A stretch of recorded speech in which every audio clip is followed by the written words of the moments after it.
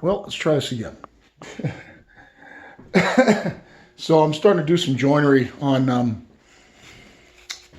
table base that I'm working on for Paul Moskowski, and I had milled some beams for him a couple years ago, and I just broke the beams down into components. These will be 3 of the legs. That's the other leg right there. Those are side stretchers. I got the long stretchers. There's going to be 1 long stretcher into a cross, and those are the components for the X crosses in the legs right there. This was all chainsaw milled out of his wood, and then chainsaw milled by me and broken down into beams because we were going to do some beams in his house, and then I just broke them down from beams into 4x4s. They were actually 3 and 15/16 by 3 and 15/16. And what I do first in layout, and the reason that I'm doing this, I'm going to do some cutting, and everybody always asks me, how do you cut so straight on the line? So I just figured I'd show you. But what I do first is I mark every perfectly square corner. So I'll do all my layout off that. I also number them. So these are numbered, the 4 legs are numbered 1 through 4. So I mark my perfectly square corners, do all my layout off of those. Plus anything that's really, really close to perfectly square, I put a C on. And, you know, this will make sense. If what I've found out in doing joinery is that aim small, miss small. So the more layout I can do off of perfectly square, perfectly flat surfaces, the less I'll have to fix at the end. So I work really, really tight and small. It's going to be a double overlap joint, and I'll show you what that looks like.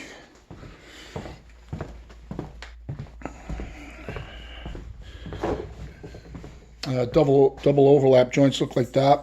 So you've got the leg coming up ends up with 4 posts on it, and then the stretchers lay over each other and lock into each other into the joint.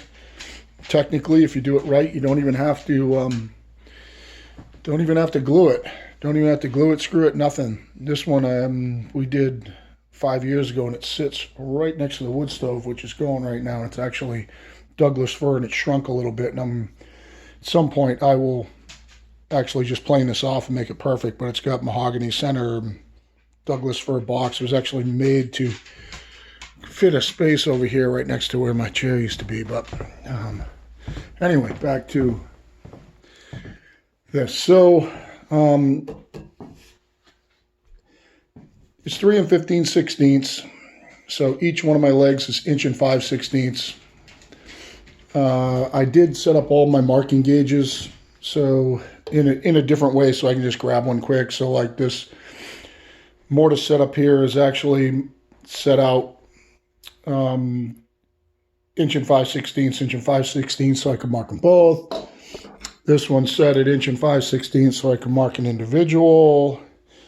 I've got one of these set up at 3 and 15/16, so I could actually make this mark if I want to, or mark the shoulders on those when I cut them out. This one is set up just to bridge to the second mark, so that if I use that one for the first mark, I could grab this one and just score across for the second mark on this one. But I just keep those all set up and sitting around everywhere, so I have them at quick access.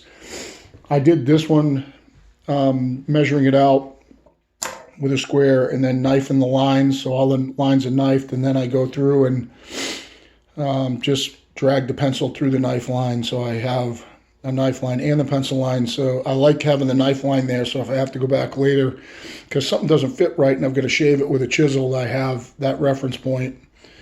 So what I'm going to do is I'm just going to go ahead and do all the vertical cuts on this one, and I'm going to hope, guys, and set you up right in with my planes here, and hopefully it looks about right. Let me just kind of get you maybe pointing down just a little more. I'm going to hope that's good. If it's not good, I'm going to apologize later. And I'll end up making another video or something. But So I'm just going to finish these two really quick. In a nutshell, what I do is I'll go in. Let me start this one. Start the other one.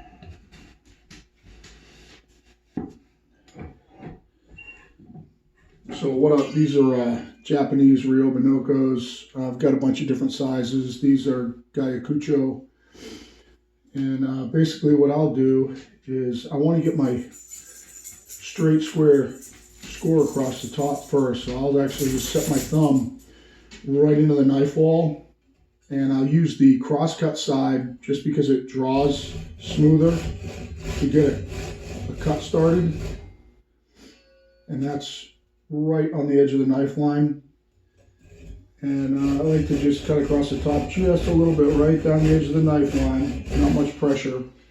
And I'll do both sides really quickly, and I'll show you why in 1 second. But so I couldn't rip with the crosscut teeth. It wouldn't rip all the way down, it would stop. I'm just trying to get a reference point for when I make my marks across the top. I'll show you why.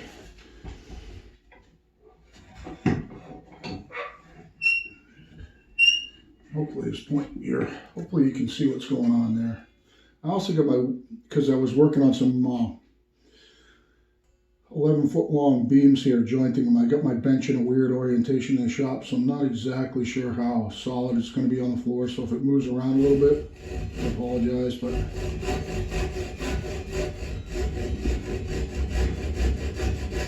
so I get my I know this seems kind of tedious and slow, but there's a method to the madness here, and believe me, it will make a difference when you try to make a cut and it goes all wonky on you and you end up way outside the lines. But again, I try to aim small, miss small.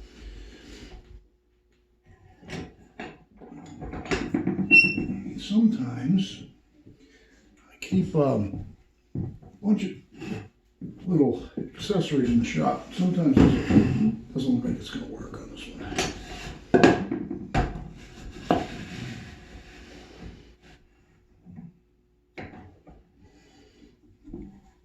Keep myself at a comfortable height. So I'm actually going to go to my bigger rip teeth, and I'm going to drag this line straight across the edge of the knife wall. Then I'm going to drop into the front one, work my way back, and I'm not going to hold in the side of the vice grip. I'm try it on the other side.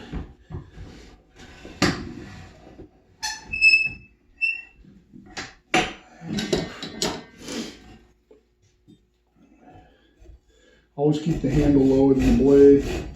I'm going to try and walk the top right across the knife line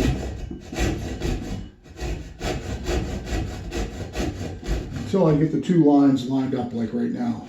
And what I'll do is I'll take a couple of real straight swipes like this. So I've got that straight across the knife line all the way across. And then what I'm going to do is I'm going to drop into this side, actually get down on one knee. Again, hopefully I'm in frame. And I'm going to cut straight down. The knife kind of with the saw kind of vertical, just kind of keep an eye on the top. And I'm just like no pressure on the saw at all. Straight down the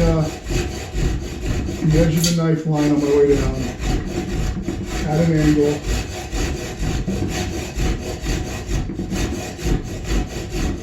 Keeping an eye, making sure that I'm still in the curve on the top.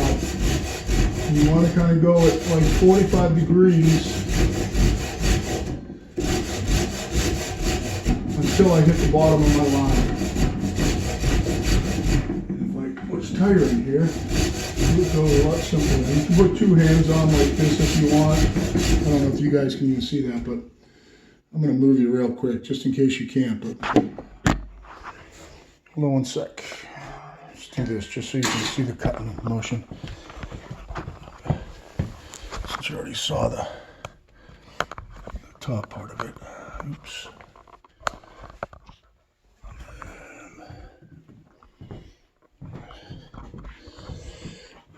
God damn it. Let me grab, oh, here we go. That's perfect.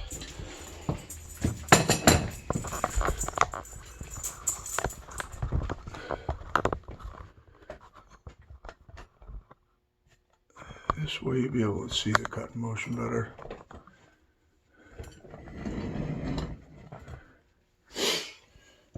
And hopefully you can see the line too, and hopefully I'm not in the way. So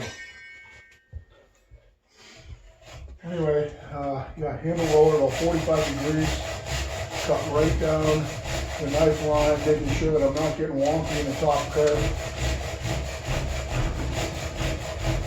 And this is really the critical cut. You want this cut right exactly down the knife wall, because when I go to the other side, the curve that I started with on this side is going to really guide the saw.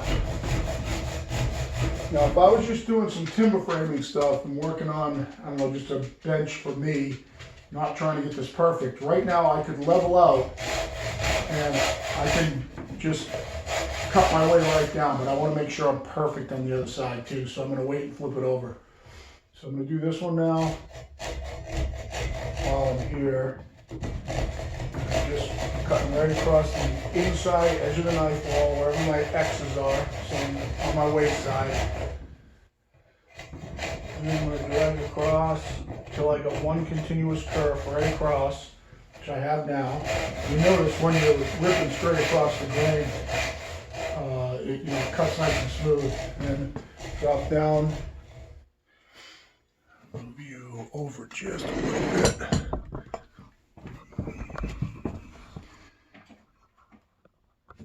So you can see. Across the top, and I'm going to slowly drop down until I kind of release, till I get to where it's not shattering so much.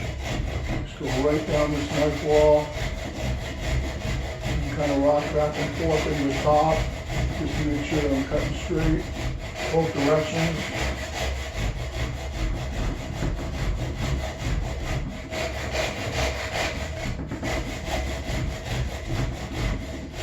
You can two-hand it like this if you want. It doesn't really matter.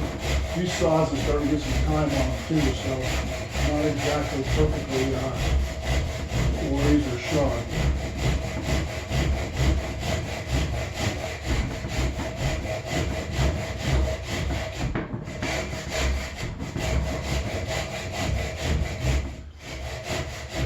I am correcting a little bit for this cut. If you're going to make mistakes, make them on the waist side. Just like what I just did. You don't want to cut outside the line to the side you're going to see it.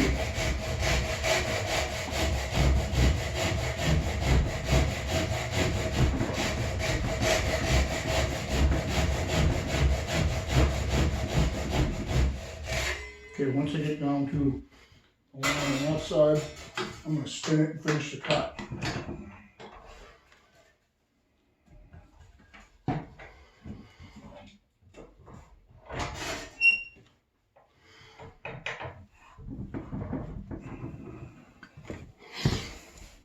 Yeah, it can be good there.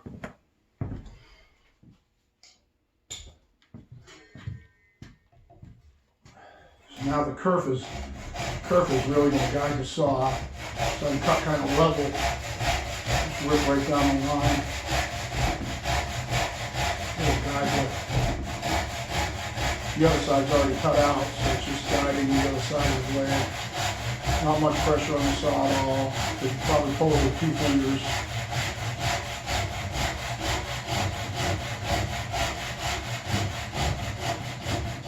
Once I get to the line, I'm going to straighten up, check my backside, cut level until I get close.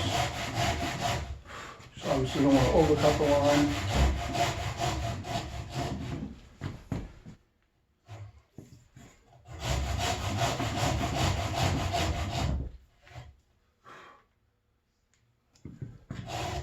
Close on both sides now. So now if you can see, I don't know if you can see that line or not. Let's see if I get it in focus. Sides the camera on it right there.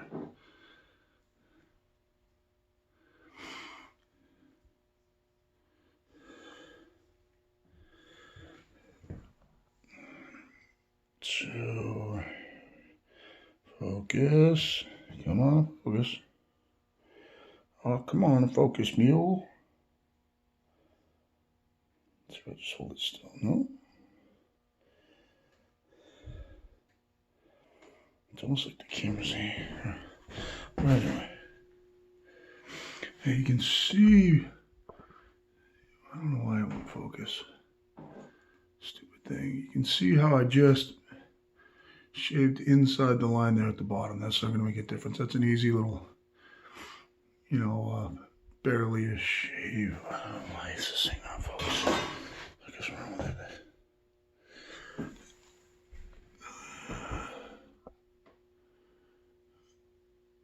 Come on.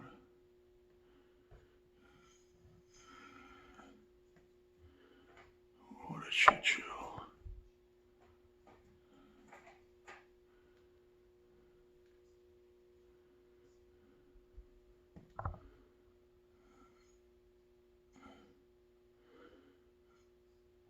Yeah, it's just not focusing it, but anyway, I don't know why it's not focusing.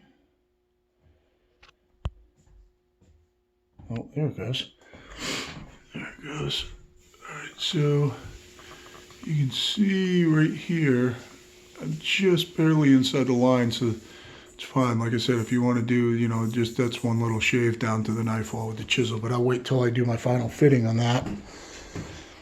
This is right, this side's right down the knife wall. I can actually see the knife wall next to my finger where it chipped off all the way down. So this one's perfect. I'll do one more here.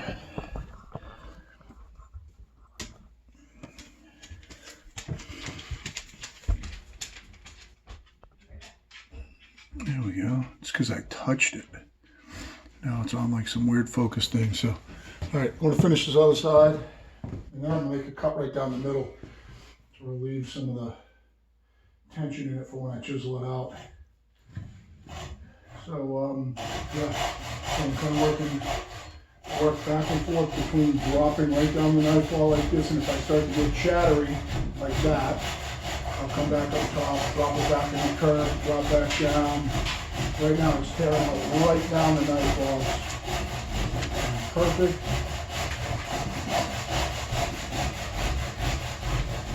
And literally the fibers are chipping out right down the knife wall.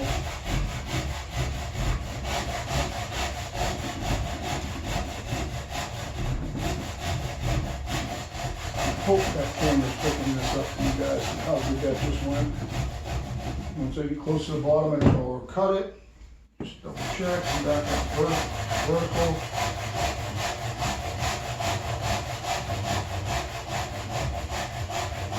Take it close, check the other side. I'm still up about half an inch. Quarter. About 1/8 of an inch. That's close enough. And I'll show you too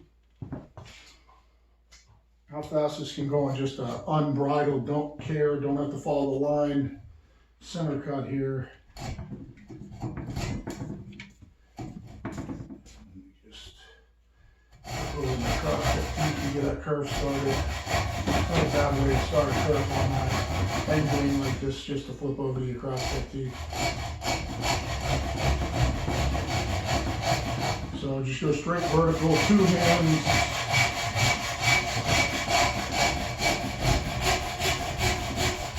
So 4x4. You can see it's a rip cut.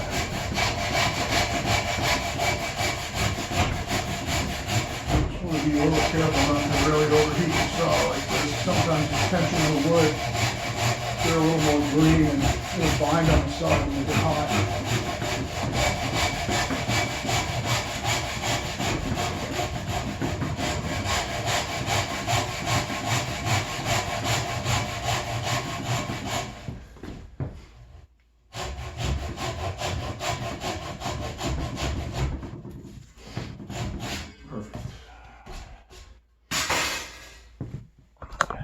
So that's my 3 cuts through this one, all right down the line. I'll spin it, do the other one, and then go in and chisel out these little fingers really quick. Sometimes you can go in just above the waist and just drill a hole through, because these ones are going to be cut this way too. So you'll only have this much of a finger to chisel out here. You know, it's only going to be that long, that thick. You could make more vertical cuts if you want, but you're just using up your teeth on your saws. So a couple over there too. Got one on site somewhere. Oh, yeah, at my mom's house. So that's it. Just want to show you how we cut them out and how fast those rip cuts can go, and how I get it to cut perfectly down the line. When I'm doing give me 1 second.